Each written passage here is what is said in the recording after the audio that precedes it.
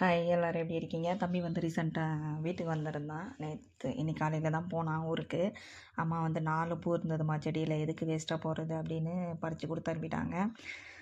கொடுத்து அனுப்புறது இது கொஞ்சம் ஹெல்தி, கொஞ்சம் இல்லை நிறையவே ஹெல்தி. ஆனால் க்ளீன் பண்ணுறது ரொம்ப கஷ்டம். நீங்கள் வேணும் யோசித்து பாருங்கள். நம்ம எப்படி சொல்கிறது, ஹெல்த்தியாக சாப்பிட்றது அதிகமாகவே கொஞ்சம் க்ளீன் பண்ணுறது கஷ்டமாக இருக்கும். ஏதாச்சும் ஒரு ஒன்று அதில் ரிஸ்க் அதிகமாக இருக்கும், இல்லைன்னா பறிக்கிறது கஷ்டமாக இருக்கும், அந்த மாதிரி இருக்கும். அந்த மாதிரி தான் இந்த வாழைப்பூவும்.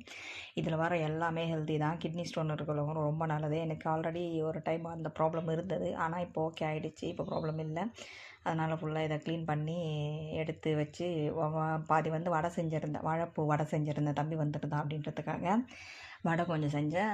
இன்னும் கொஞ்சம் எடுத்து வச்சுருக்கேன், பொரியல் செய்யலாம் அப்படின்னு சொல்லிட்டு. பொரியல்னால் நான் பசங்க நல்லா சாப்பிடுவாங்க. அந்த பருப்பு பொடி, கடலப்பருப்பு பருப்பு பொடி போட்டால் நல்லா சாப்பிடுவாங்க அப்படின்றதுனால அதையும் எடுத்து வச்சுருக்கேன். இதை க்ளீன் பண்ணும்போது உங்களுக்கு என்ன ஞாபகம் வருது அப்படின்னு மறக்காமல் சொல்லுங்கள். குக் வித் கோமாளி 2ல் சுனிதாவும் புகழும் சேர்ந்து பண்ணுவாங்கள்ல ஒரு அட்ராசிட்டி, இந்த மண்டை மேலே இருக்கிற கொண்டை, இதை பறித்து கொடுக்க சொன்னால் சொல்லி கொடுக்கலாம் அப்படின்ற மாதிரி அந்த காமெடி தான் எனக்கு ஞாபகம் வந்திருந்தது. இது ஒரு மாதிரி நல்லா இருக்குது பாருங்கள். லைட்டு டியூப் லைட்டு அந்த மாதிரி ஒரு மாதிரி ஃபீல் ஆச்சு. நல்லா ஒரு மாதிரி பார்க்க நல்லாயிருக்கு.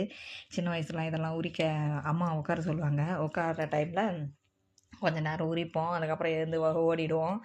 இங்கே யாரும் இல்லை உரியத்துக்கு, நானாக தான் உட்காந்து உரித்தேன். இது ஒரு மாதிரி கஷ்டமான ப்ராசஸ் தான், ஆனால் உடம்புக்கு நல்லது அப்படின்றதுனால அம்மா எப்பவும் கொடுத்து அனுப்ப மாட்டாங்க. ஊருக்கு போனால் அங்கே தான் அதிகமாக செஞ்சு சாப்பிடுவோம். ஆனால் இந்த வாட்டி என்னன்னு தெரியல, சரி இருந்தது போகிறானே அப்படின்றதுனால வந்துட்டேன். ஆல்ரெடி சின்னவன் வந்தப்போ ஒரு கட்டை பேக் எடுத்துகிட்டு வந்துருந்தான். அதுக்கப்புறம் பெரியவன் வந்ததுக்கப்புறம் ஒரு கட்டை பேக்கு.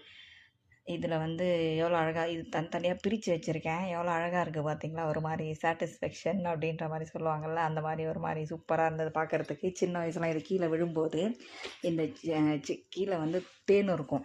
அந்த தேன் எடுத்து உறிஞ்சி சாப்பிட்டு விளையாடிட்டுருப்போம். இப்போ தனித்தனியாக தேன் எடுக்கிறாங்களாம். தென்னை மரத்தேன் தனியாக, வாழை மரத்தேன் தனியாக அப்படிலாம் எடுத்து விற்கிறாங்களாம். எனக்கு அதெல்லாம் ஒரு மாதிரி புதுசாக இருக்குது. உங்களுக்கு எப்படி இருக்குதுன்னு சொல்லுங்கள். அதோட அம்மா வீட்டிலேருந்து வரும்போது அவன் ஒரு கட்டை பை, இவனும் ஒரு கட்டை பை, வரும்போதெல்லாம் ஒரு கட்டை பை. அது என்ன தான் நிரப்பி கொடுப்பாங்க அப்படின்னே தெரியாது, ஆனால் நிரப்பி கொடுத்துருவாங்க. அவங்க அப்படி தான். போகும்போது ஐயோ இருக்காங்களே, தூரமாக இருக்காங்களே, ஏதாச்சும் நம்மளால் முடிஞ்சது கொடுத்துடலாம்ப்பா அப்படின்னு சொல்லிட்டு கீரை அது இது அப்படின்லாம் சொல்லுவாங்க. இது வந்து கடாயுதம் வச்சுட்ருப்பார்ல அனுமர், அதுன்னு சொல்லி தான் சின்ன வயசில் நாங்கள் விளையாடுவோம்.